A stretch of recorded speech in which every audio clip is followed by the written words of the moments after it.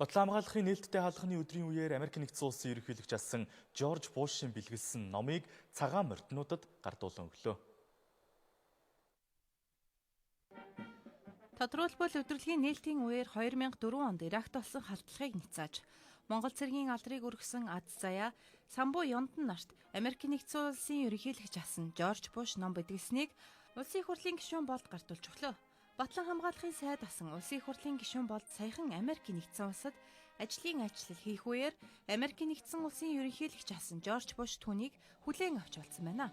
Энэ үеэр инхийг сахиулах үйл ажиллагаанд оролцсон эрэлхэг Монголд ажлын талаар ярилцаж улмаар эр зоригийн дуйл хэмээх өөрийн бичсэн номоо гарын үсэг дурсгалын бичвэрийн хамт Аз Заяа Самбуу Ёндан нарт тусгаалan өгөхийг хүсжээ.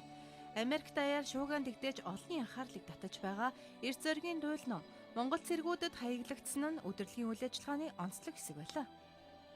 Одоо шинэ авьяас тодорхойлж зураач болсон юм байна. Тэгээд тэр бүх инхээс сахиулагч баатруудынхаа хөрөг зургийг зураад тэднийхээ тухай бичээд гавьяат үүсийг алдаршуулад ийм сайхан ном хэвлүүлж энэ өнөөдөр бас Америк даяар нэлээд шуугиан дэгдээж ер нь олонний анхаарлыг татж байгаа ийм сайхан үйл явдал үнэхээр хүмүүсийн зүрх сэтгэлд хүрсэн ийм сайхан үйл явдал болж байгаа. Тэгээ энэ номоо бол зориуд Монголын хоёр инхээс сахиулагч баатрууд бол тусгаж өгөөч гэж хүсэл тавьсан юм аа.